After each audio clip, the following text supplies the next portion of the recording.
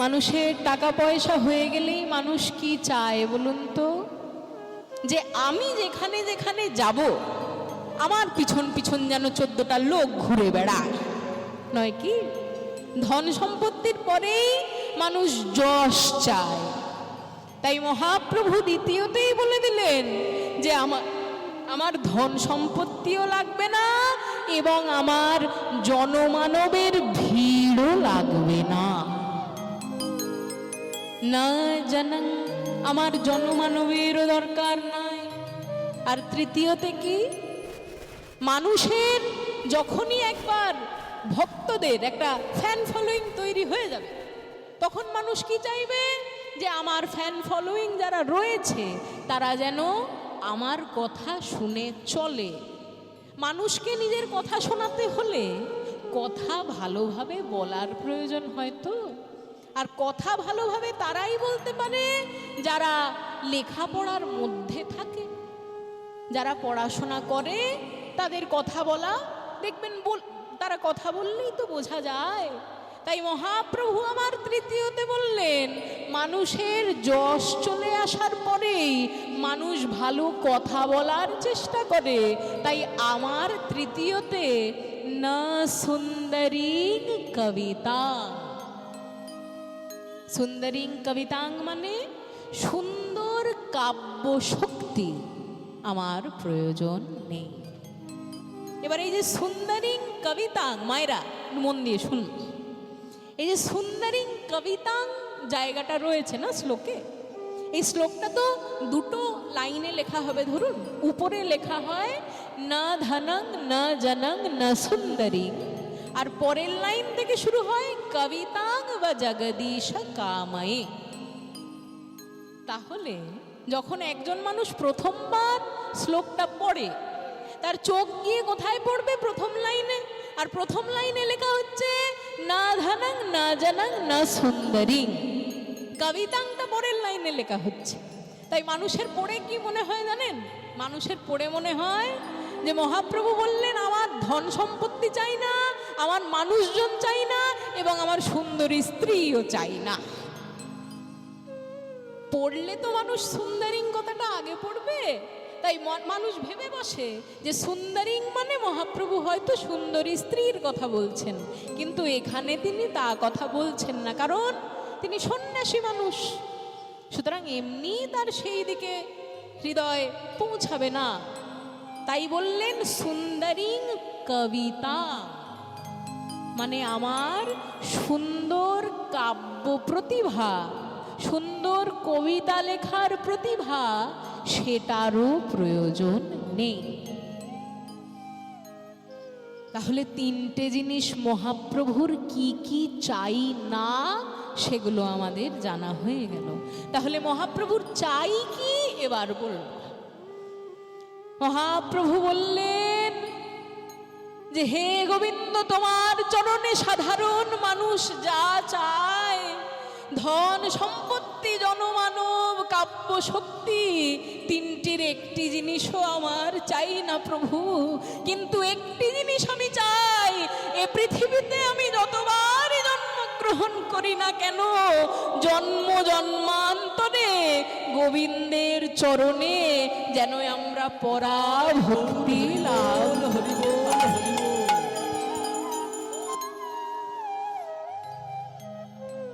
তাই মহাপ্রভু আমার বললেন ধন জন নাহি মাগু, কবিতা সুন্দরী, কিন্তু শুদ্ধ ভক্তি দেহ মোরে কৃষ্ণ কৃপা করে।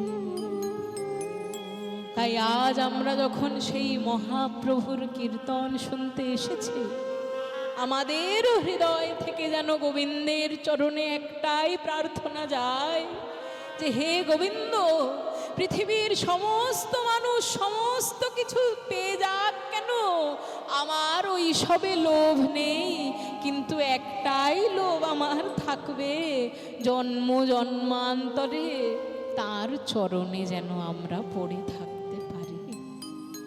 তাই আজ মহাপ্রভু আমার সুরধ্বনিতে একবার আজ সুরধুনী তীরে তীর মহাবিল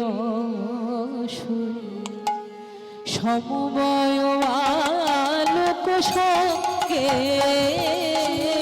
ধুনি তীরে তীর মহাবিল সমবয় আলোক সঙ্গে ধুনি তীরে তীর মহাবিল সমবয় বালক সঙ্গে।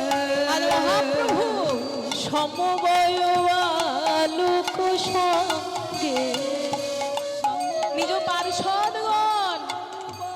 পার্ষদগণকে সঙ্গে নিয়ে মহাপ্রভু সুরধুনির তীরে করতাল তালে ধ্বনিত হরি হরি ধ্বনি করতাল তালে ধ্বনিত হরি হরি আর করতাল তালে ধ্বনিত হরি হরি করতাল তালে ধ্বনিত হরি হরি আর নাচত নটবর ভক্তি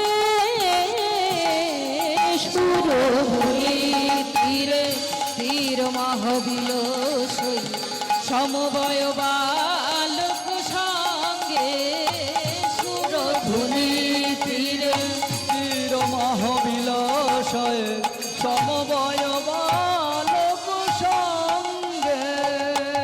মহাপ্রভু আমার নৃত্য করছেন, এমন সময় মহাপ্রভু ডেকে পাঠালেন নিজ পার্ষদ শ্রীবাস পণ্ডিতকে। শ্রীবাস পণ্ডিতকে ডেকে বললেন, শ্রীবাস, ভক্তগণের চরণ ধুলা যেখানেই পড়ে সেই স্থানেই নতুন বৃন্দাবন স্থাপিত হয়ে যায়। শ্রীবাস, তোমার এই শ্রীবাস অঙ্গন প্রত্যেক দিন নতুন নতুন ভক্ত এসে আমাদের সঙ্গে নাম সংকীর্তনে মেতে যায়। শ্রীবাস, তাই তোমার এই শ্রীবাস অঙ্গনও বৃন্দাবনের সমানই হয়ে উঠেছে। ওই দেখো আজকেও দুজন নতুন ভক্ত আমাকে দেখার জন্য এবং গোবিন্দের নাম করার জন্য এসেছেন। ওই দুই ভক্ত দূর থেকে মহাপ্রভুর দিকে দেখে, আর মহাপ্রভুর দিকে দেখে দুই ভক্ত, যেই দুই ভক্তের মধ্যে দুজনই হলেন একে অপরের ভাই। দুই ভাইয়ের মধ্যে যে ছোট ভাই তার নাম হলো শ্রী নরহরি সরকার, আর যে বড় ভাই তার নাম হলো শ্রী মুকুন্দ সরকার।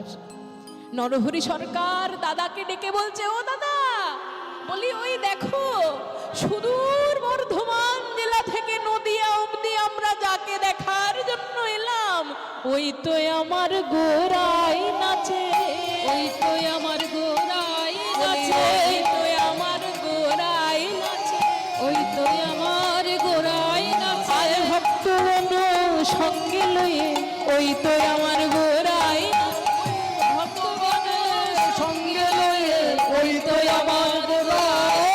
দাঁড়া দাঁড়া দাঁড়া দাঁড়া দাঁড়া দাঁড়া, কি বললি? তুই দেখছিস মহাপ্রভুকে, কিন্তু আমি কি দেখছিস জানিস? ওই তো গোরাই নাচে, ওই তো গোরাই নাচে, ওই তো গোরাই নাচে, ওই তো গোরাই নাচে। দুটো কথার মধ্যে তফাৎ কি থাকলো? নরহরি সরকার বলছেন যে ওই তো আমার গোরাই নাচে, আর মুকুন্দ সরকার বললেন ওই তো গোরাই নাচে। তাহলে কথা দুটোর মধ্যে তফাৎ থাকলো কোথায়?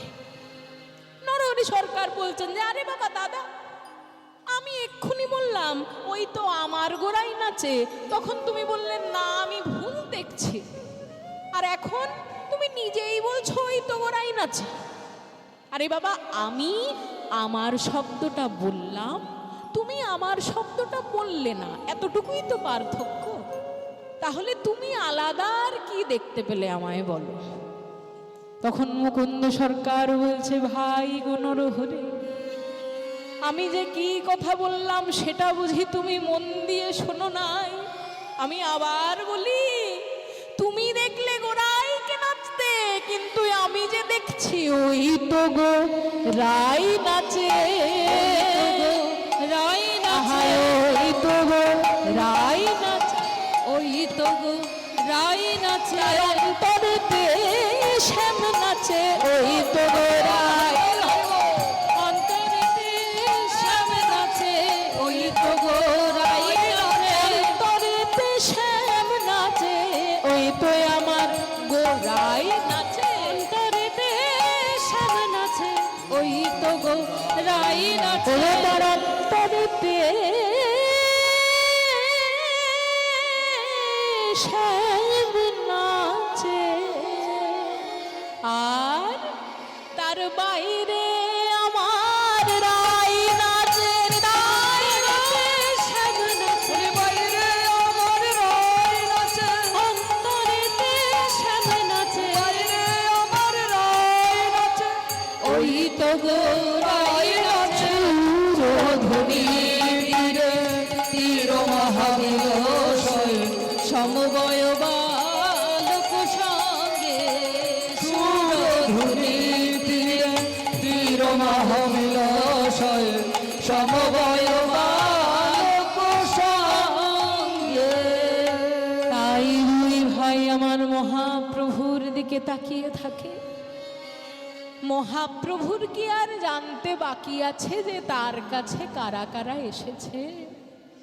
তাই মহাপ্রভু আমার শ্রীবাস পণ্ডিতকে ডেকে বললেন, শ্রীবাস, যাও ওদের গিয়ে বলে দাও, ওই দুই ভাইয়ের মধ্যে যার নাম নরহরি সরকার, সে চাইলে আমার সঙ্গে আসতে, সে চাইলে আমার সঙ্গে থেকে ভগবানের নাম নিতে পারে এবং সন্ন্যাস নিতে পারে।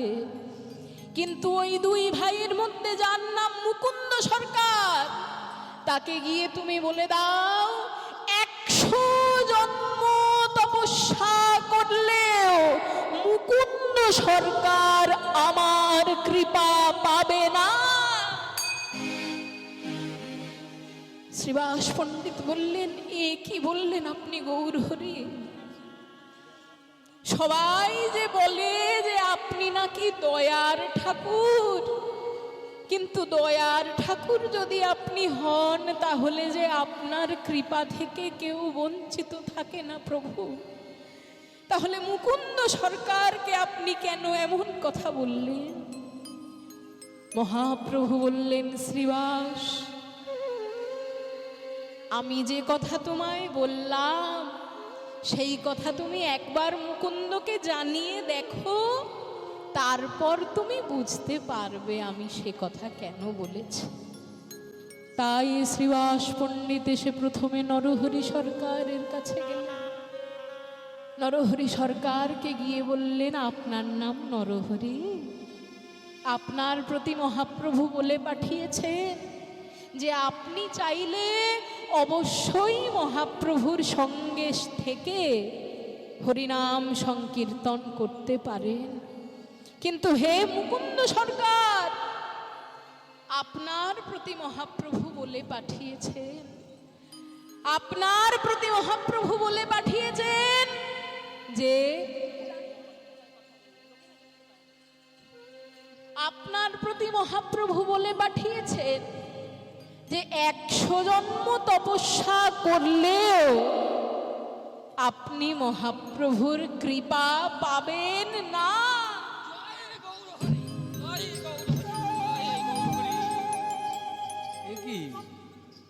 বলি, হ্যাঁ গো, আপনি পাগল টাগল হয়ে গেছেন নাকি? কিংবা শুনতে পাইনি? ও, শুনতে পাননি? তখন মুকুন্দ সরকার বলছেন, না না ভাই, আমি শুনতে পেয়েছি। তাহলে আপনি এরকম ধেই ধেই করে নাচছেন?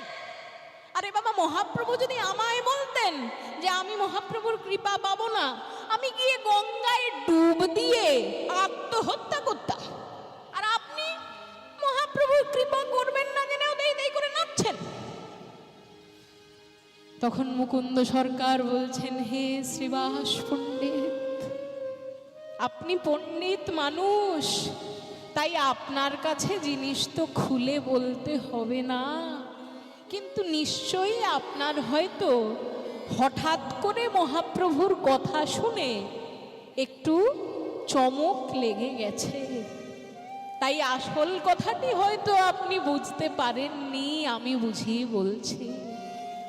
হে শ্রীবাস পণ্ডিত, পাগলও আমি হইনি, আর আমি কানে বধিরও হয়ে যাইনি, কিন্তু মহাপ্রভু আমার বড় দয়াময়, মহাপ্রভু আমার বড় দয়াময়, তাই বললেন 100 জন্মেও কৃপা পাবো না।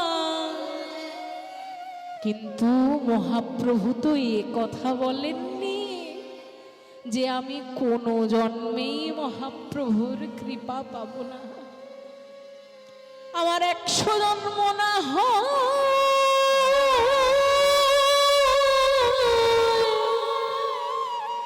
প্রভুর কৃপা না পেয়ে কেঁদে কেঁদে যাবে, কিন্তু হে শ্রীবাস পণ্ডিত, আমি 101 জন্মে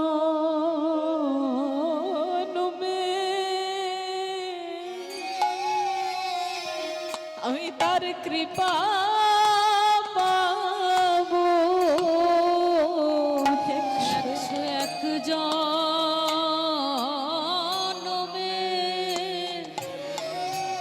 আমি তার কৃপা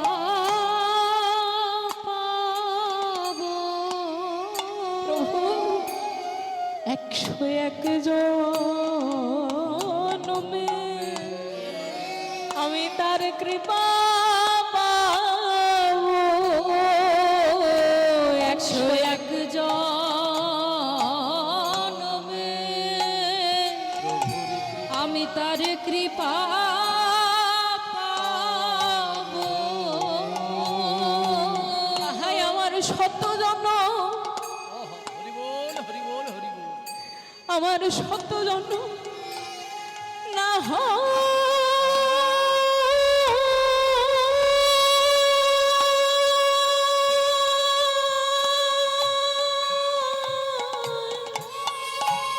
না হয় কেঁদে কেঁদে যাবে 101 জন্মে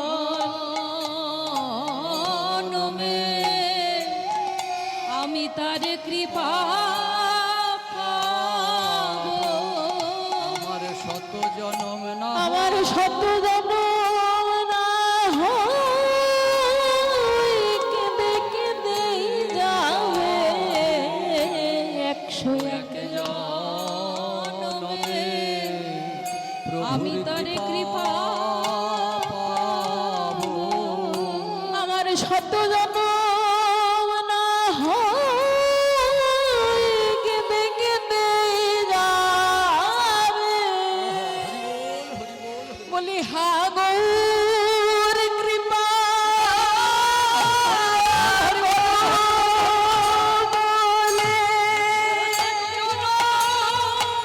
বলে না হয় কেঁদে কেঁদে যাবে। হা গৌর কৃপা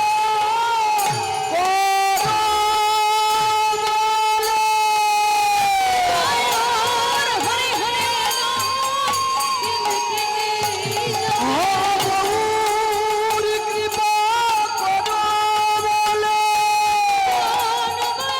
কেঁদে যাবে। গৌর কৃপা করো বলে 101 জন্মে তার কৃপা পাবো।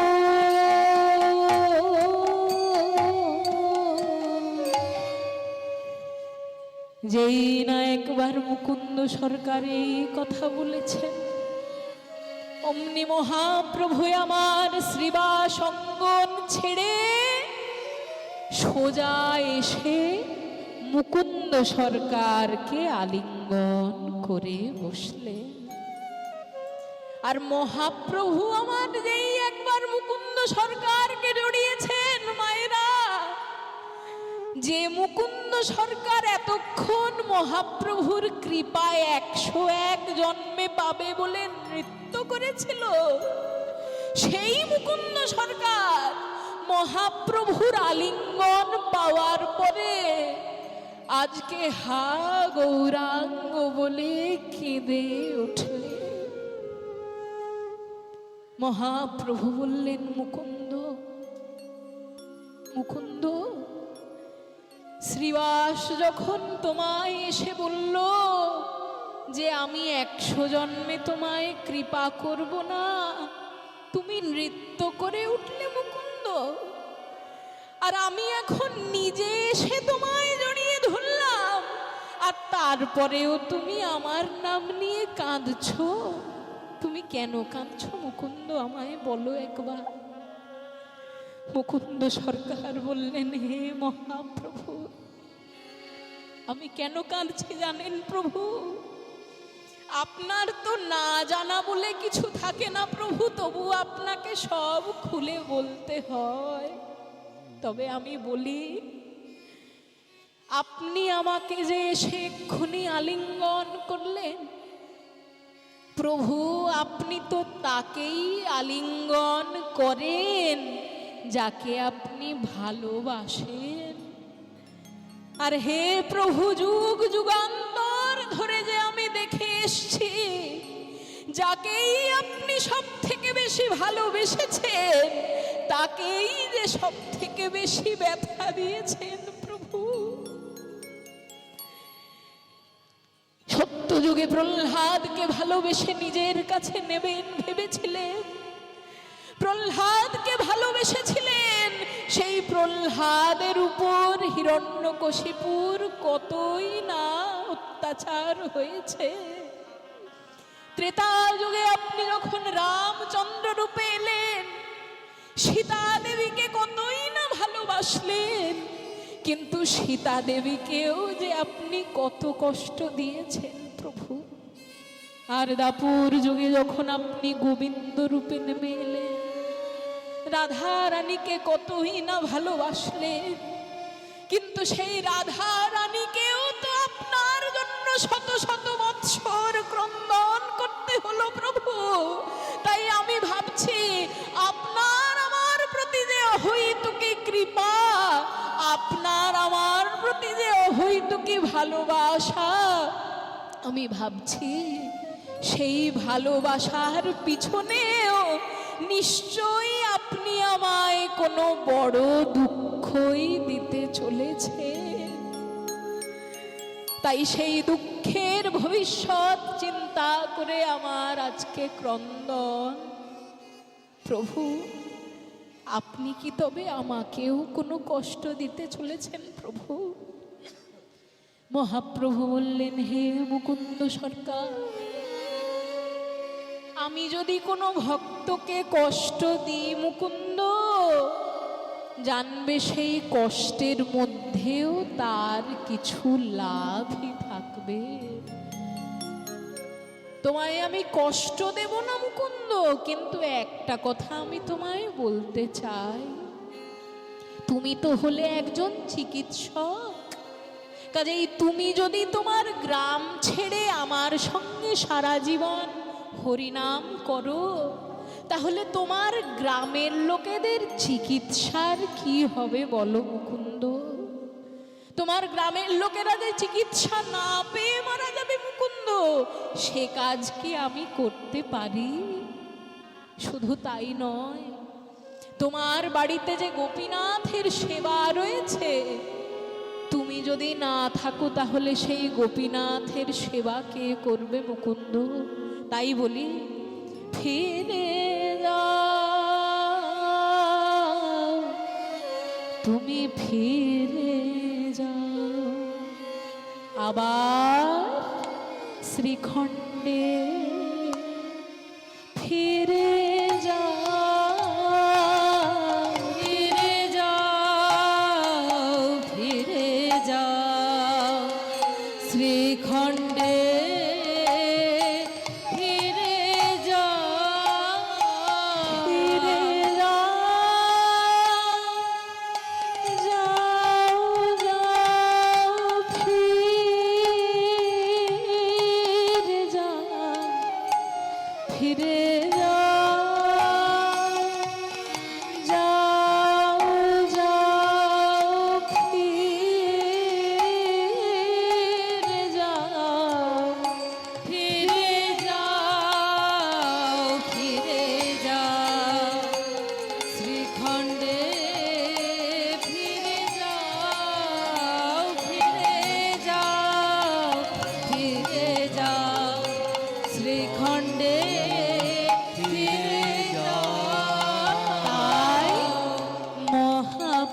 প্রভুর আজ্ঞা পাইয়া আজ মুকুন্দ চলিল।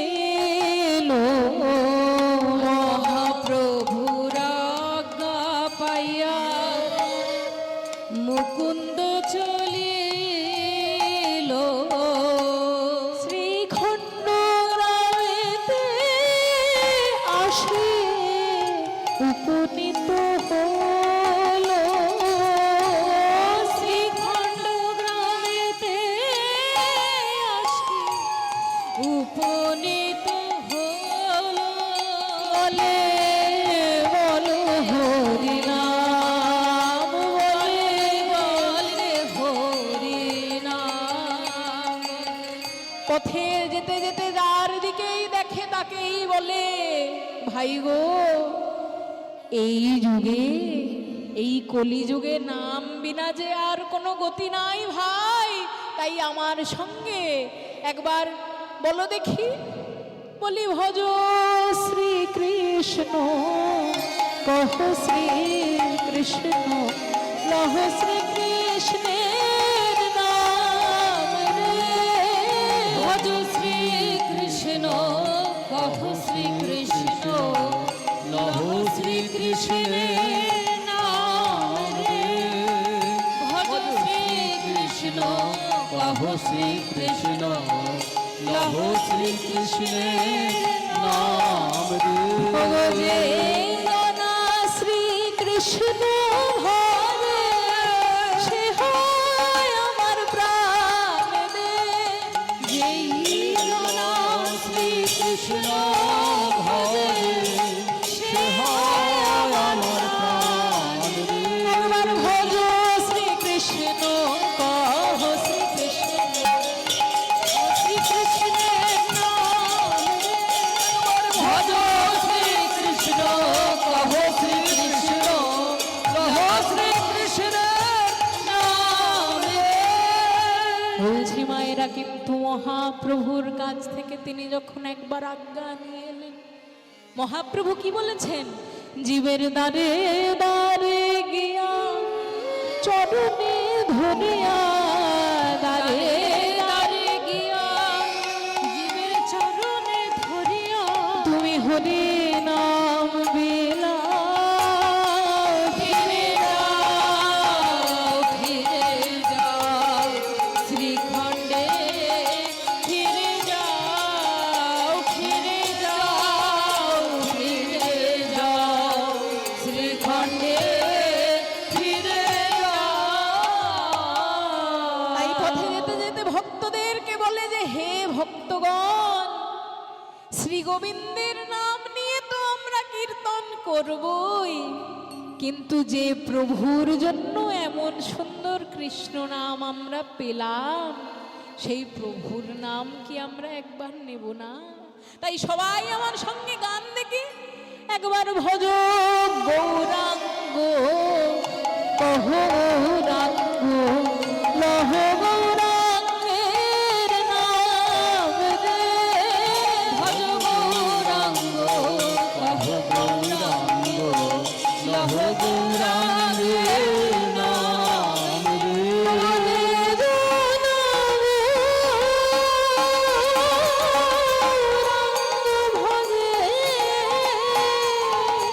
সে হয় আমার প্রাণ দে।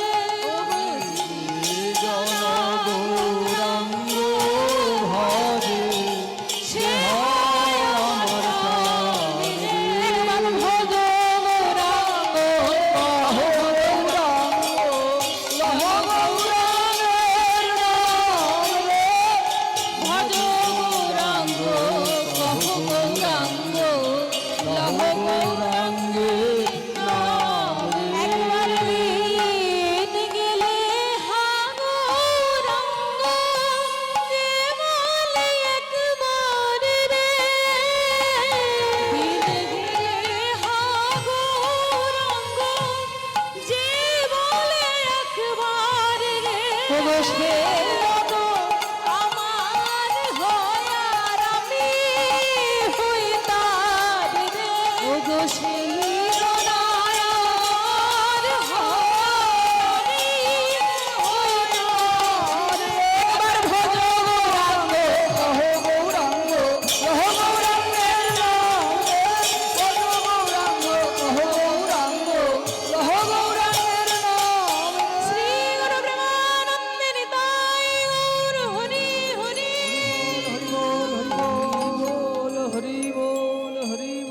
পথে যেতে যেতে যাকেই দেখে তাকেই হরিনাম বিলায় এবং গিয়ে তিনি পৌঁছান শ্রীখণ্ড গ্রামেতে।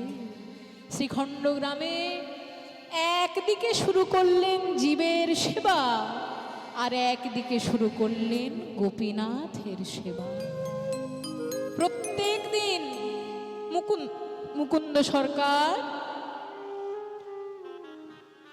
মানুষের চিকিৎসা করার আগে সকালবেলা উঠে আগে গোপীনাথের পুজোটা তাড়াতাড়ি সেরে নেন, তারপর সারাদিন ধরে সাধারণ মানুষের তিনি চিকিৎসা করেন।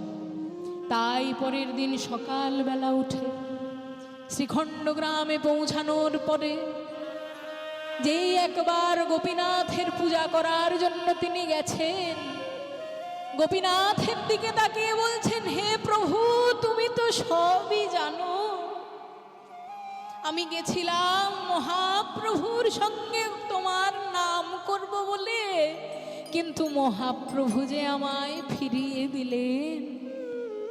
আমি ভেবেছিলাম, আমার মনে বড় ইচ্ছা ছিল প্রভু, যে তোমার জন্য আমি একটা সুন্দরভাবে মন্দির বানিয়ে দেব। মনে বড় ইচ্ছা ছিল যে একটা সোনার মন্দির তোমায় বানিয়ে দেব। মনে ইচ্ছা ছিল যে একটা দামি পাথরের মন্দির তোমায় বানিয়ে দেব। কিন্তু হে প্রভু, সাধারণ মানুষের চিকিৎসা যে আমি বিনামূল্যে করে থাকি, এবং যদি কারোর কাছ থেকে মূল্য নিই তাতে যে খুব কষ্টে সংসার চলে প্রভু। টাকা করি যে আমার নেই, আমি তোমায় দামি মন্দির বানিয়ে দেব কেমন করে? কিন্তু দামি মন্দির আমি যখন বানাতে পারিনি প্রভু, একটা মন্দির আমি তোমার জন্য বানিয়ে রেখেছি, যে মন্দিরে আমি অন্য কাউকে আসতে দিই না। সেই মন্দির কোথায় আছে জানো? সেই মন্দির বাইরে কোথাও তুমি পাবে না প্রভু। আমার তৈরি মন্দির আমার ভিতরেই রয়েছে। একবার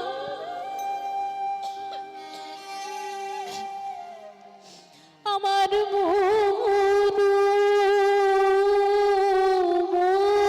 মন্দিরে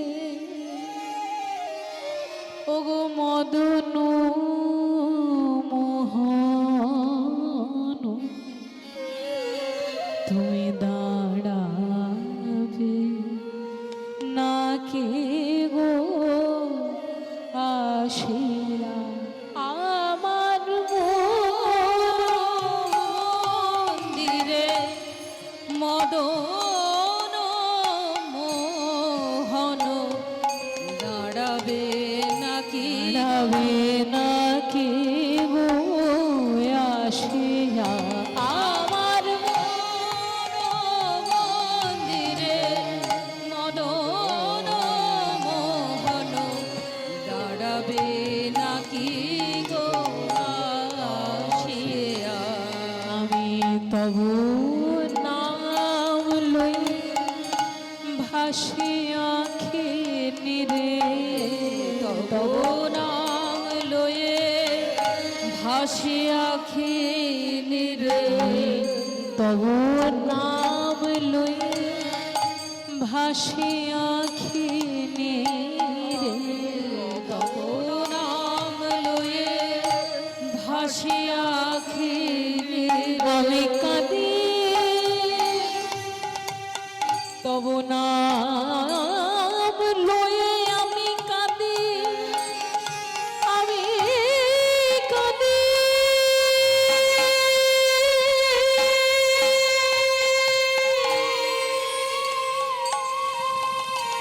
তব নাম লয়ে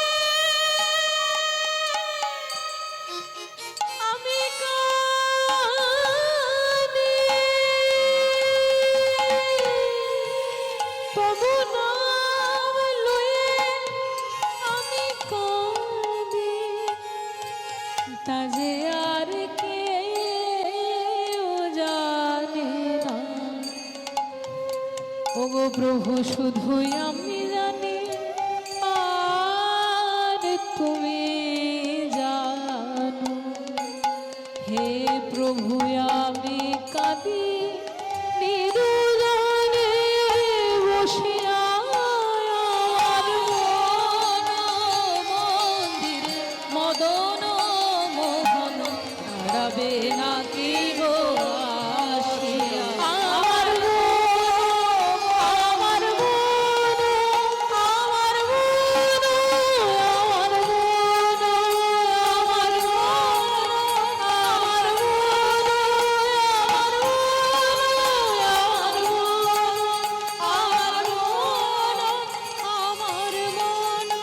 আমার মন্দিরে মদন মোহন দাঁড়াবে নাকি গো আসিয়া।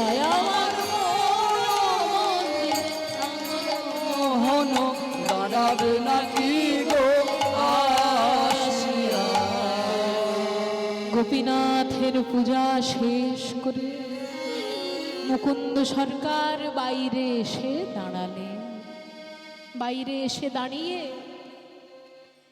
সবার আগেই সবাইকে জিজ্ঞাসা করলেন, ওগো ভাইয়েরা, তোমরা যারা যারা আমার কাছে চিকিৎসা করানোর জন্য এসেছো, তাদের মধ্যে কারা একেবারেই টাকা দিতে পারবে না, তারা হাত তোলো দেখি। এবার শুনুন, যদি আপনাদের সামনে এসে কেউ বলে যে আপনাদের মধ্যে কারা কারা ভিআইপি টিকিট কেনার মতন টাকা রাখেন, তারা হাত তুলুন। আর কারা কারা ভিআইপি টিকিট কাটার মতন টাকা রাখেন না, তারা হাত তুলুন। তখন আপনাদের মনের ভিতর কি আসবে? যে যারা ভিআইপি টিকিট কাটতে পারবে তারা আগে ভগবানকে দেখে চলে আসতে পারবে, তাই তো?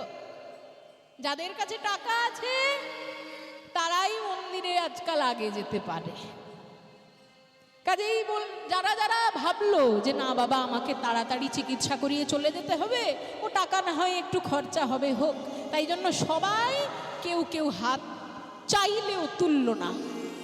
যেহেতু বলেছেন যে কারা টাকা দিতে পারবে না হাত তোলো, তাই তারা সবাই ভাবলো যারা টাকা দিতে পারবে না তাদেরকে হয়তো সবার শেষের জন্য রেখে দেবে, তাই আমি বাবা হাত তুলবো না, আমি হাত নামিয়ে রাখি। সবার মধ্যে একজন মাত্র হাত তুলেছে যে টাকা দিতে পারবে না। তাহলে সবাই ভাবলো ওই দেখ ওই দেখ, ওই ফকির বাবাকে মনে হয় সবার শেষে চিকিৎসা করতে হবে রে, আমরা তাড়াতাড়ি চিকিৎসা করে বেরিয়ে যাব। সেই সময় মুকুন্দ সরকার বললেন, ভাইয়েরা, যারা আমার কাছে চিকিৎসা করানোর জন্য এসেছো, কিছু মনে করো না। আমার জন্য চিকিৎসাটা প্রথমে হলো একটা সেবা, তারপর অর্থ ছাড়া তো আমার পরিবার চলবে না, তাই অর্থ আমাকে নিতেই হবে। কিন্তু তার আগে যেখান থেকে আমি অর্থ নিতে পারবো না, যার চিকিৎসা আমি শুধুমাত্র সেবা করার জন্য করব, সেই বিনামূল্যে যে চিকিৎসা করাবে আমি তার চিকিৎসাই সবার আগে করব। তখন যিনি হাত তুলেছিলেন সেই ফকির বাবা চেঁচাতে চেঁচাতে এসে মুকুন্দ সরকারের পায়ের কাছে একেবারে লুটিয়ে পড়লেন। বললেন, হে কবিরাজ মশাই, কবিরাজ মশাই, তাড়াতাড়ি আপনি আমার দিকে একবার দেখুন। গত 2 সপ্তাহ ধরে আমার পেটের ব্যামো চলছে, এত পেটে ব্যথা, সারা বাংলার চিকিৎসকের কাছে গেছি, কেউ চিকিৎসা করতে পারছে না। আপনার প্রচুর নাম শুনেছি, তাই দয়া করে আপনি আমার পেটের চিকিৎসা তাড়াতাড়ি করে দিন। তখন মুকুন্দ সরকার বললেন, ফকির বাবা, চিন্তা আপনাকে করতে হবে না। আপনি এক কাজ করুন, আপনি নিজের উপরের জামাটা খুলে একবার মাটিতে শুয়ে পড়ুন দেখি। কি বললেন? জামা খুলে মাটিতে শোবো?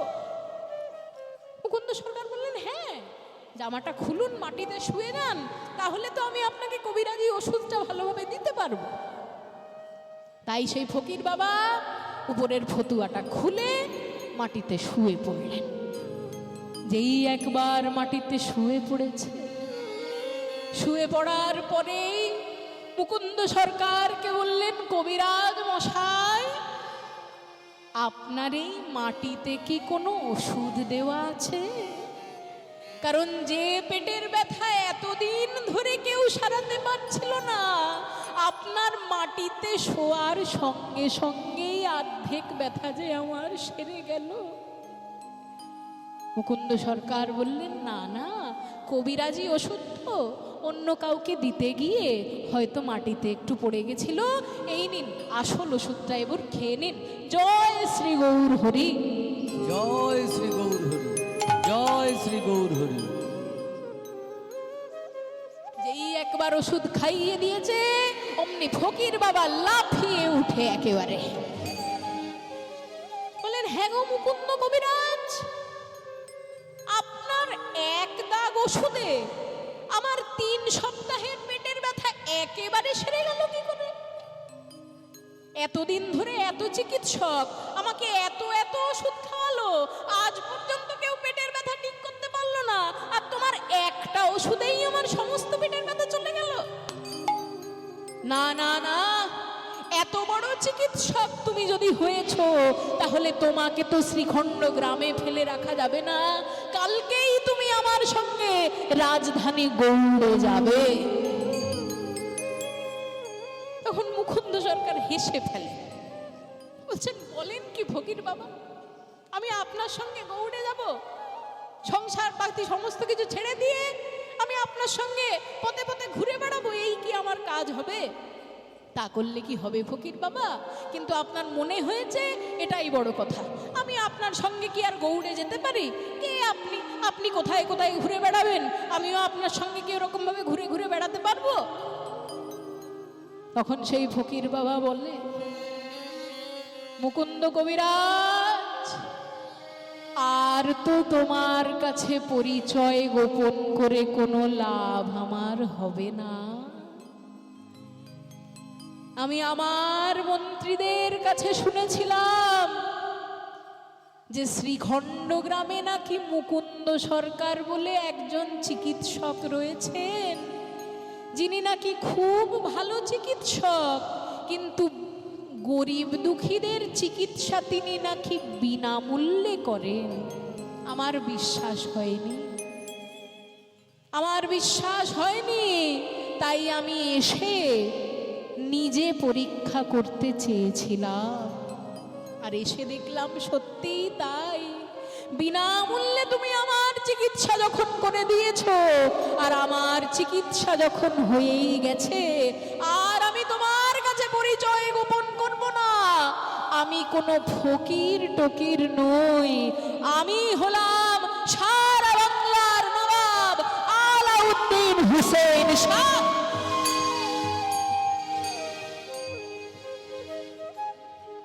নবাব, আপনি আমার বাড়ির বাইরে এসেছিলেন নবাব? হ্যাঁ কবিরাজ, আমার প্রজার মধ্যে যে তোমার মতন ভালো মানুষ আজ অবধি আছে, সে কথা আমার দেখা হয়ে গেল কবিরাজ। তাই আমি তোমায় আর এই শ্রীখণ্ডে থাকতে দেব না, তোমায় আমার সঙ্গে রাজধানী গৌড়েই যেতে হবে। সেই বলে নবাব চলে গেলেন। কোনো সাধারণ গ্রামের চিকিৎসককে যদি এখন নবান্ন থেকে একটা ফোন করা হয় আর বলা হয় যে আপনার নাম শুনেছেন আমাদের মুখ্যমন্ত্রী, তাই আপনার কাছে চিকিৎসা মুখ্যমন্ত্রী করাতে চান, আপনি নিজের গ্রামের কাজটা ছেড়ে এবার নবান্নই এসে থাকবেন, তাহলে চিকিৎসক কি ভাববে? যে এই গ্রামের মধ্যে অর্ধেক লোক আমি চিকিৎসা করলে আমাকে টাকা দেয় না, আর আমি সবার বাড়িতে বাড়িতে গিয়ে চিকিৎসা করি বলে কেউ আমার সম্মানও করে না। কিন্তু যদি এখন আমি নবান্নে চলে যাই, তাহলে আমি টাকা কড়িও যেমন পাবো, আমি সম্মানও তেমন পাবো, তাই আমি রাজার কাছেই চলে যাই। কিন্তু মুকুন্দ সরকার কিন্তু সেই কথা ভাবলেন না। রাত্রিবেলা যখন বাড়ির সবাই ঘুমিয়ে পড়েছে, ঘুমিয়ে পড়ার পর মুকুন্দ সরকারের দুটি চোখে ছলো ছলো জল। মুকুন্দ সরকার ধ্যান করতে করতে মহাপ্রভুকে বললেন যে প্রভু, তুমি যে আমায় শ্রীখণ্ড গ্রামে পাঠালে সাধারণ মানুষের চিকিৎসা করতে, এমন রাজার চাকরি করার জন্য তো তুমি আমায় পাঠাওনি প্রভু। রাজার চাকরি করার জন্য তো আমি শ্রীখণ্ডে আসিনি, তাহলে আমি এখন কি করব প্রভু? কালকে যে নবাব আমাকে নিয়ে আসার জন্য আসবে, আমি তখন কি তাকে উত্তর দেব? তাই স্বপ্নের মধ্যে মহাপ্রভু আদেশ করে দিলেন। মুকুন্দ সরকারকে বললেন, মুকুন্দ, গোবিন্দের ভক্তের উপর থেকে গোবিন্দের কৃপা কখনো যায় না। গোবিন্দ যদি চেয়েছেন তুমি শ্রীখণ্ডের থেকে গৌড়ে যাবে, তাহলে গোবিন্দ যখন আবার চাইবেন তুমি গৌড় থেকে আবার শ্রীখণ্ডেই ফিরে আসবে। চিন্তা করো না, কালকে তুমি নবাবের সঙ্গে রাজধানীতেই চলে যাও। তাই সকালবেলা উঠে নবাব যখন দরজার সামনে এসে মুকুন্দকে নিয়ে যাবেন বলে দাঁড়িয়েছেন, তখন মুকুন্দ সরকার বললেন, নবাব, আমি আপনার সঙ্গে রাজধানীতে যেতে প্রস্তুত, কিন্তু আমার দুটো শর্ত আছে। দুটো শর্ত কি জানেন? প্রথম শর্ত হলো এই যে আমি কিন্তু আপনার সঙ্গে আপনার রাজপ্রাসাদে থাকতে পারবো না। সাধারণ মানুষের সাথে থেকেছি তো আমি, রাজপ্রাসাদে আমি থাকতে পারবো না। তাই আপনাকে কিন্তু আমাকে একটা মাটির কুটির তৈরি করে দিতে হবে। সেই মাটির কুটিরে আমি প্রত্যেকদিন গোপীনাথের পূজা করতে চাই। নবাব বললেন, তাই হবে কবিরাজ, আর কি চাও বলো? আর আমি আপনার সঙ্গে রাজধানীতে যাচ্ছি, তার মানে কিন্তু আপনি এই ভাববেন না যে আমি শুধু আপনারই চিকিৎসা করব। আপনার গৌড়ে সাধারণ দিন দুঃখী মানুষ যারা চিকিৎসা বাকিদের কাছে করাতে পারে না, আমি কিন্তু তাদেরও চিকিৎসা করব নবাব। নবাব বললেন, তাই হবে কবিরাজ, চলো তুমি আমার সঙ্গে গৌড়ে। তাই রাজধানীতে গিয়ে কুটিরের মধ্যে গোপীনাথের সেবা শুরু করলেন, এবং গোপীনাথের সেবা করতে করতে তিনি নিজের পূর্বের ভাবে বিভাবিত হয়ে যেতেন। এই মুকুন্দ সরকার তো আসলে পূর্বজন্মে ছিলেন বৃন্দাবনেরই গোপী।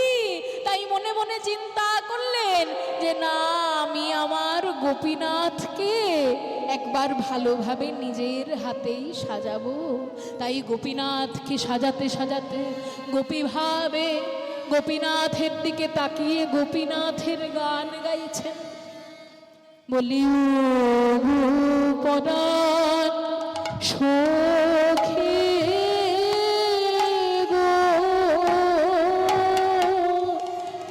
আমার কান, আমার আমার আমার কানু সে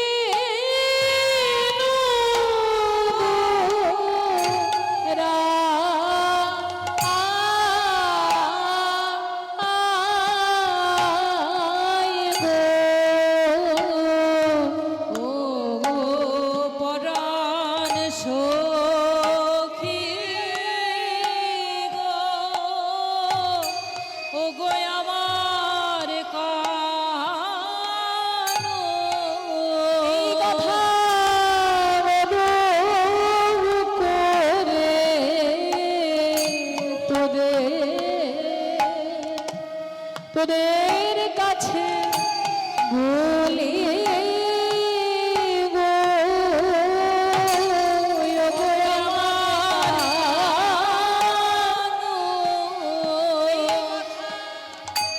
গরব করে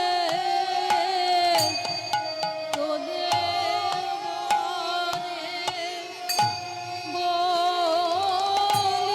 ওই রূপ দেখে কে ধৈরা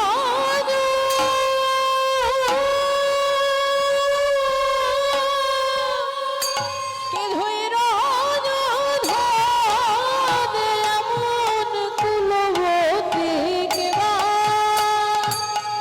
ও কে বা আছে রূপ দেখে ধৈরা ধরে এমন কুলবতী, ও কে বা আছে রূপ দেখে ধৈরা ধরে বৃন্দাবনে কে বা, ও কে বা আছে রূপ ধরে বৃন্দাবনে কে বা, ও কে বা আছে রূপ দেখে ধৈরা ধরে বৃন্দাবনে কে বা, ও কে বা আছে রূপ দেখে ধৈরা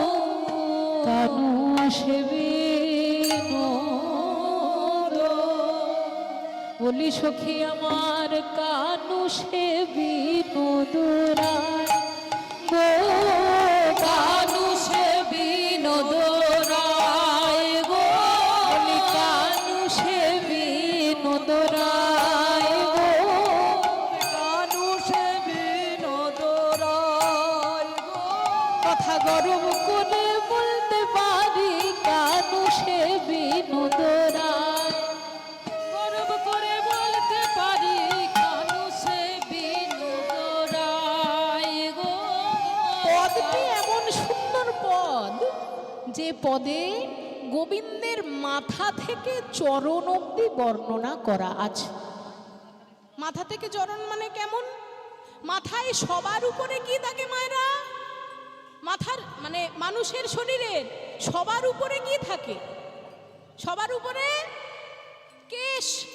তাহলে তার বিনোদ চিকুরে বিনোদ বরিহা, বিনোদ চিকুরে বিনোদ বরিহা, বিনোদ চিকুরে বিনোদ বরিহা, বিনোদ চিকুরে বিনোদ বরিহা, উড়িছে বিনোদ গায়ে ও বরিহা, উড়িছে বিনোদ গায়ে ও বরিহা, উড়িছে বিনোদ গায়ে ও বরিহা, উড়িছে বিনোদ গায়ে গো, আহা কানু সে বিনোদ রায় গো, কানু সে বিনোদ রায়। বিনোদ চিকুরে বিনোদ বরিহা, চিকুর মানে চুল আর বরিহা মানে, বরিহা শব্দটা সংস্কৃতে বলা হয় না বরহা পীড়ম নট বর বপুঃ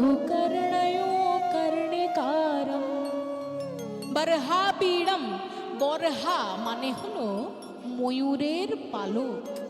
তাহলে তার চিকুর মানে চুলের উপরে ময়ূরের পালক দিয়ে একটা চূড়া তৈরি করা আছে। তারপর কি আছে? ও তার বিনোদ কপালে বিনোদ তিলক বিনোদ বিনোদ সাজে গো, তার বিনোদ কপালে বিনোদ তিলক বিনোদ বিনোদ সাজে গো, আর বিনোদ ধরে বিনোদ মুরলী, বিনোদ ধরে বিনোদ মুরলী, বিনোদ ধরে বিনোদ মুরলী, বিনোদ ধরে বিনোদ মুরলী।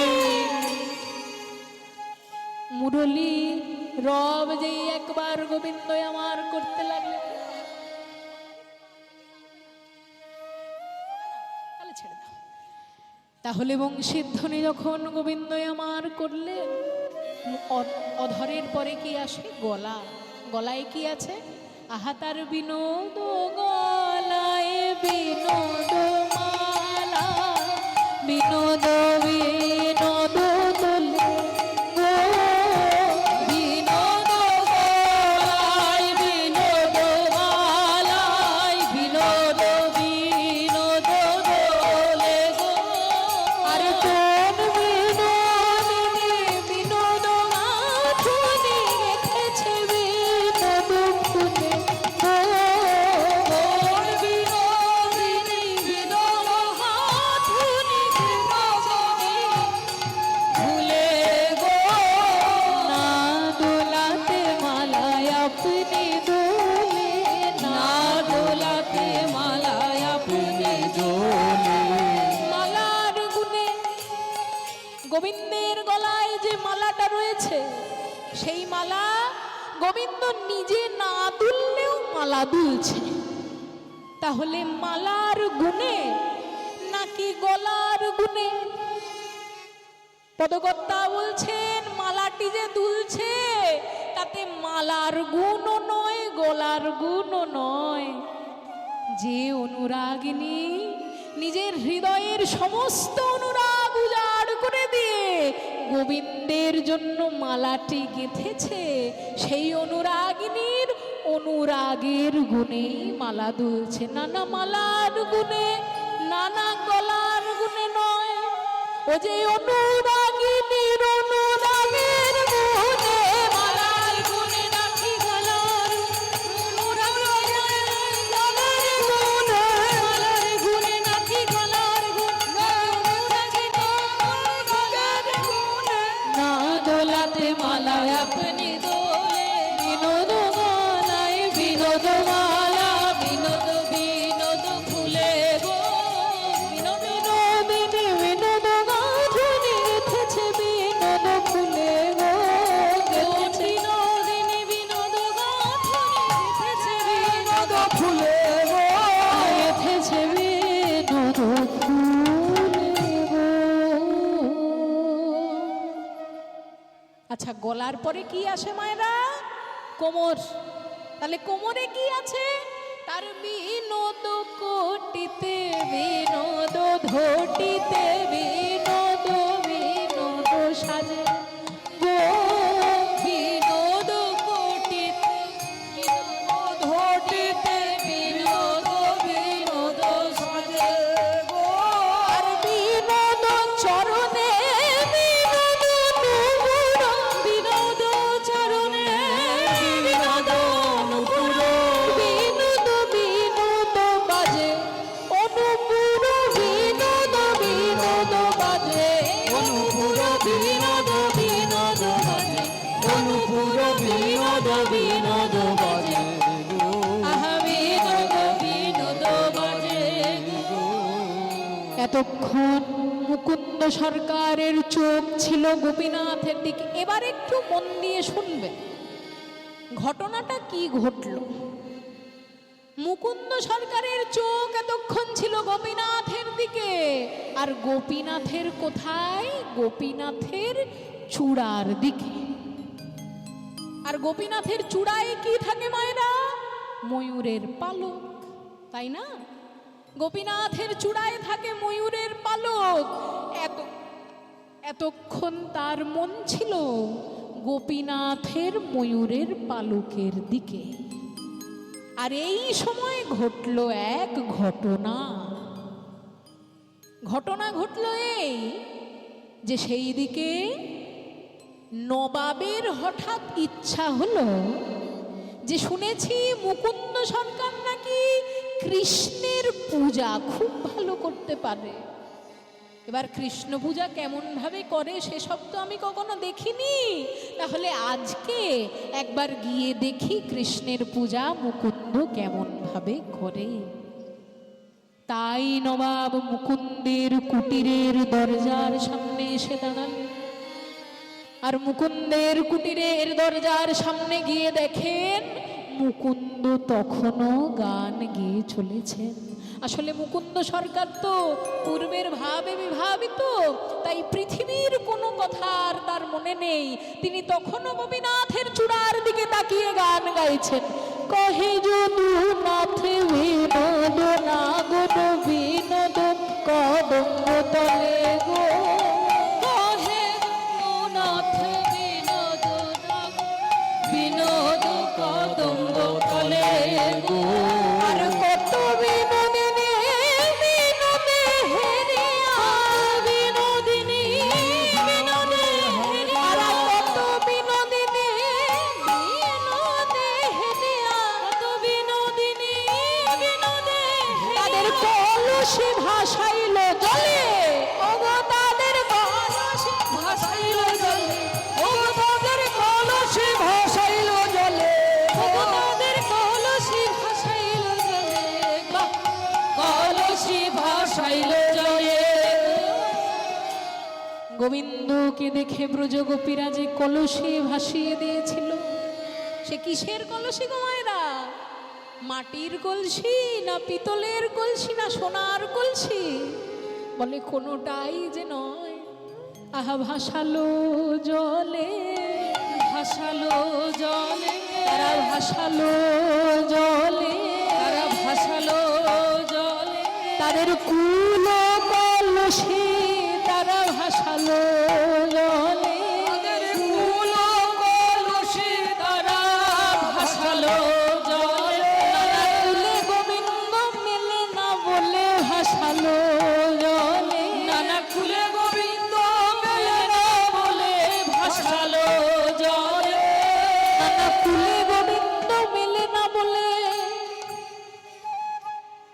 জাতি কুলে গোবিন্দ মেলে না বলে, বলি একবার আকুল প্রাণে নাতা দিলে কুলে গোবিন্দ মেলে না বলে, আকুল প্রাণে নাতা কুলে গোবিন্দ মেলে না বলে, আকুল প্রাণে নাতা কুলে গোবিন্দ মেলে না বলে। ভাসালো জলে কলসি ভাসাইল জলে গো, কলসি ভাসাইল জলে। এতক্ষণ মুকুন্দ সরকারের চোখ দিল গোপীনাথের সেই চূড়ার ময়ূরের পালকের দিকে, আর পিছন দিকে নবাব এসে যখন দাঁড়িয়েছেন, নবাবের দুদিকে একজন দাস এবং একজন দাসী হাতে দুটো পাখা নিয়ে দাঁড়িয়েছিল। নবাবকে হাওয়া দেবে বলে দুটো পাখা হাতে রেখেছে, আর সেই পাখাগুলিও ময়ূরের পালক দিয়েই তৈরি। এমন সময় নবাব হুঙ্কার ডেকে উঠলেন মুকুন্দ সরকারকে, মুকুন্দ! আর মুকুন্দ সরকার, যার এতক্ষণ ভাব ছিল গোপী ভাব, হঠাৎ করে মুকুন্দ নাম শুনে যেই একবার গোপীনাথের চূড়ার থেকে পিছন দিকে ঘুরতে যাবেন, নবাবের মুখের দিকে না তাকিয়ে ওই পাখার ময়ূরের পালকের দিকে তাকিয়ে যে কটি ময়ূরের পালক, সেই কটি গোবিন্দ মদন দর্শন করে সহ্য করতে না পেরে আছাড় খেয়ে পড়লেন। হে কৃষ্ণ করুণা সিন্ধু দীনবন্ধু জগৎপতে গোপীশ গোপিকা কান্তা রাধা কান্ত নমস্তুতে। কৃষ্ণ কৃষ্ণ কৃষ্ণ কৃষ্ণ।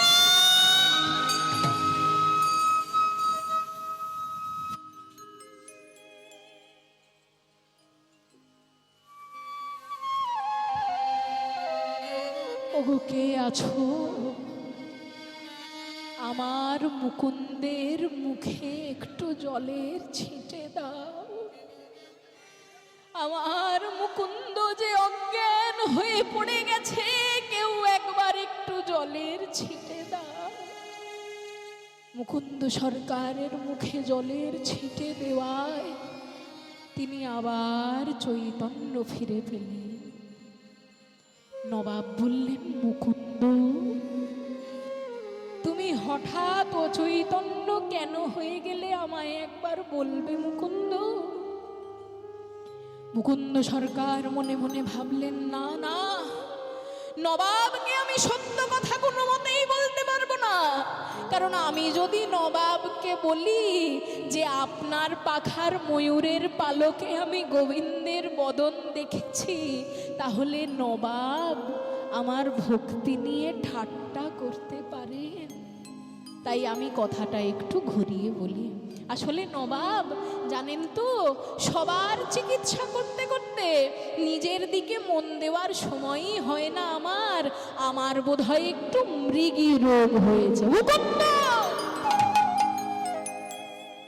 তুমি জানো না, আমার সামনে যদি কেউ মিথ্যা কথা বলে তবে আমি তার জিহ্বা ছেদন করি।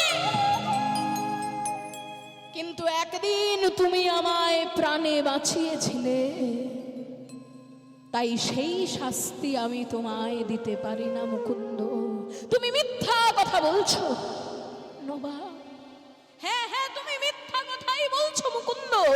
কারণ তুমি হতে পারো বড় চিকিৎসক, কিন্তু আমিও তো এই প্রদেশের রাজা। প্রজাদেরকে দেখতে দেখতে আমারও অনেকটা চিকিৎসা জানা হয়ে গেছে মুকুন্দ।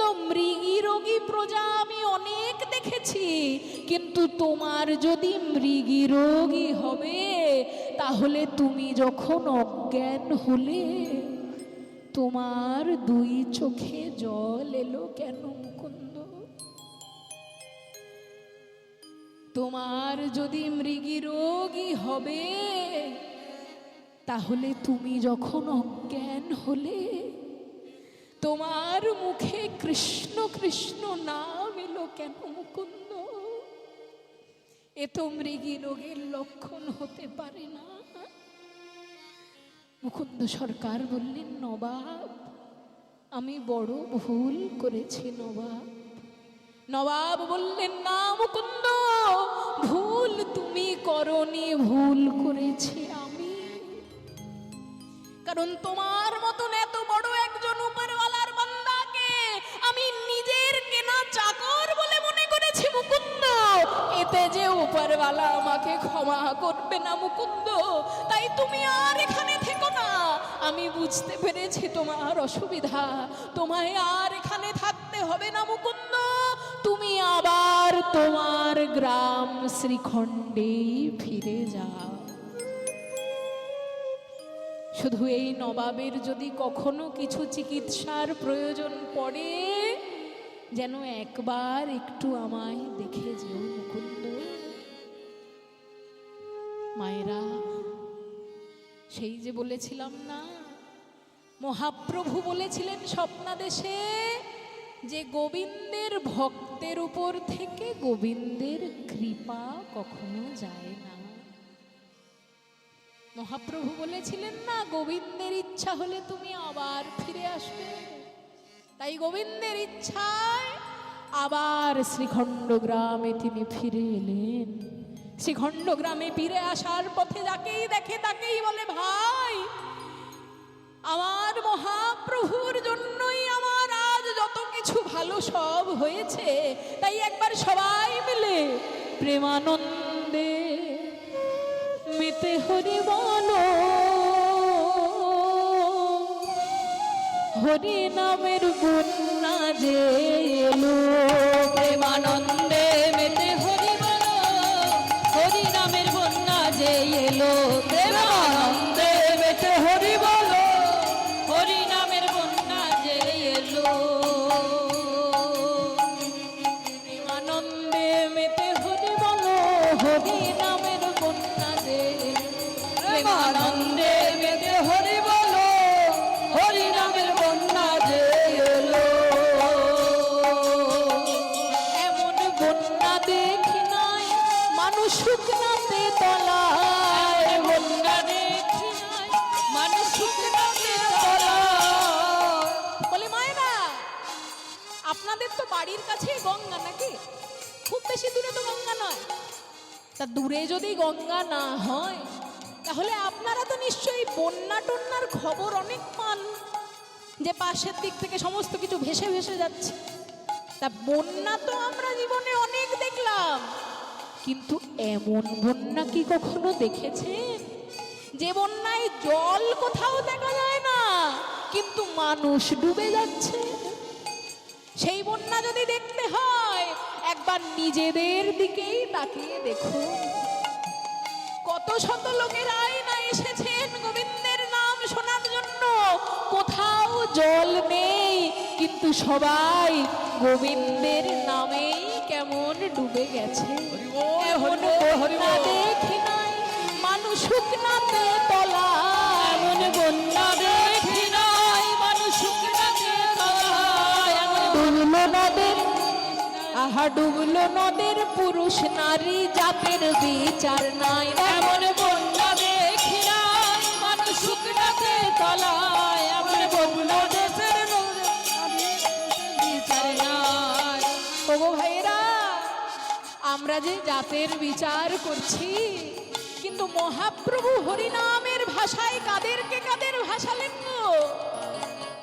হরিদাস প্রভু, যার নাম ছিল হারেস, যিনি যবনের মুসলমানের ঘরে জন্মগ্রহণ করলেন, তিনি পর্যন্ত মহাপ্রভুর ভাবে ডুবে গেলেন। আর আমরা জাতের বিচার করে মরছি।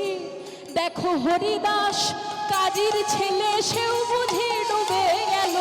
হরিদাস কাজীর ছেলে, সেও বুঝি ডুবে গেল। হরি বল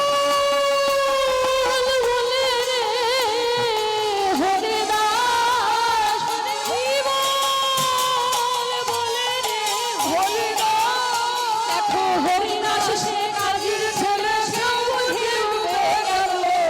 হরিনামের বন্যা যে এলো প্রেমানন্দে মেতে হরি বলো। হরিনামের বন্যা যে এলো প্রেমানন্দে মেতে হরি বলো। হরিনামের বন্যা যে এলো। বলি মায়েরা, বন্যা তো অনেক দেখেছেন। বন্যায় মানুষ ডুবে যায়, বন্যায় গরু ছাগল ডুবে যায়, বন্যায় বাড়ি ঘরদোর ডুবে যায়। কিন্তু এমন বন্যা কি কখনো দেখেছেন যেখানে স্বয়ং ভগবান পর্যন্ত ডুবে যান? স্বয়ং ভগবান ডুবে যান যে বন্যায় মায়েরা। ভগবান মহাপ্রভু নিত্যানন্দ রূপে যখন নেমে এলেন, তারাও তখন এই হরিনামের বন্যায় ভগবান হয়েও মানুষের সঙ্গে ডুবে গেলেন। যাই বলি হারি তার তরঙ্গ ভারী, যাই বলি হারি তার তরঙ্গ ভারী, যাই বলি হারি তার তরঙ্গ ভারী। দেখো প্রেম তরঙ্গে খেলছেন সাঁতার গোলক বিহারি, ওনার যাই বলি হারি ও তার তরঙ্গ ভারী। বলি প্রেম তরঙ্গে খেলছে সাঁতার গোলক বিহারী। আর সঙ্গে প্রভু, সঙ্গে প্রভু নিত্যানন্দ পাথারে সাঁতার দিল। জীব বলে রে সঙ্গে প্রভু বলে রে, সঙ্গে প্রভু হরি বলে রে, সঙ্গে প্রভু নিত্যানন্দ পাথারে সাঁতার দিল।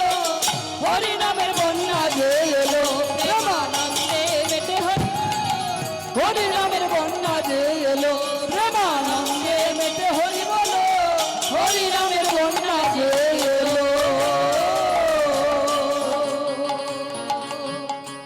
তা বলি হরিনাম তো আপনারা অনেক শুনেছেন। হ্যাঁ গো, এবার একটা কথা বলি, একটা কথা বলি শুনুন।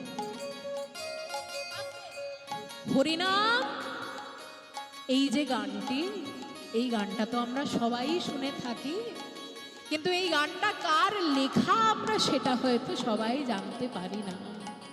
তাহলে এই গানটা কার লেখা এবার বলি। এই গানের এমন মহিমা, এই গানের এমন মহিমা যে জড় বস্তু পর্যন্ত নামে ডুবে যায়। তার সব থেকে বড় উদাহরণ এই মাইকটাও কিছুক্ষণ আগে ডুবে গেল। হ্যাঁ গো, অন্য কোনো সময় মাইক পড়লো না, এই সময় ডুবে গেল কেন? কারণ হরিনামে ডোবার জন্য এই মাইকটাও পর্যন্ত তখন থেকে ভাবছিল। সারাদিন ধরে কত কীর্তনিয়ারা এই মাইকে গান গাইবেন, তা মাইকের ভিতরে কি আর গৌরাঙ্গের প্রেম আসবে না? তাই সেই মাইক পর্যন্ত ডুবে যাচ্ছে হরিনামের বন্যায়। যাই হোক, সে তো মানুষের ভাবের কথা। যাই হোক, এবার ব্যাপার হলো যে এই এত সুন্দর নাম, সেই নাম লেখা যার, তার নাম হলো স্বর্গীয় শ্রী সন্তোষ কুমার ভট্টাচার্য মহাশয়। এই সন্তোষ কুমার ভট্টাচার্য মহাশয় ছিলেন আমার ঠাকুর দাদা। সেই আমার ঠাকুর দাদার লেখা এমন সুন্দর গান সবার মুখে মুখে ঘুরে বেড়ায়, কিন্তু কেউ জানতেও পারে না তা কার লেখা। তাই একটু পরে যখন আমি ওনার নাম শুনে প্রণাম জানাবো, আমরা সবাই যেন তার চরণে একবার প্রণাম জানাই। তাহলে একবার হরি বলে বলে তোমরা নামো সেই জলে, একবার হরি বল বলে তোমরা নামো সেই জলে, হরি বল বলে তোমরা নামো সেই জলে, একবার হরি বল বলে তোমরা নামো সেই জলে। বলি ডুবলো যে জন, ডুবলো যে জন পেলু রতন সন্তোষ তাই বলে, আহা ডুবলো যে জন পেল রতন সন্তোষ তাই বলে, যে জন পেল রতন তাই বলে। ডুবলো যে জন পেল রতন সন্তোষ তাই বলে। আবার ডোবার মতো, বাবা বাবা বাবা, ডোবার মতো যে ডুবেছে সেই ডুবে রতন পেল, ডোবার মতো যে ডুবেছে সেই ডুবে রতন পেল। ডোবার মতো হরি বল বলে রে, ওই ডুবার মতো ডোবার মতো যে ডুবেছে সেই ডুবে রতন রতন পেল। বন্যা যে এলো প্রেমানন্দে মেতে হরি বলো, হরি নামের বন্যা যে এলো প্রেমানন্দে মেতে হরি বলো, হরি নামের বন্যা যে এলো। শ্রী গুরু প্রেমানন্দে নিতাই গৌর হরি হরি বল। তাই মুকুন্দ সরকার যে পথেই যায় সেই পথেই তাকে দিয়ে হরি নাম গাওয়াতে গাওয়াতে যায়। আর যেতে যেতে করেন কি, মহাপ্রভু আমার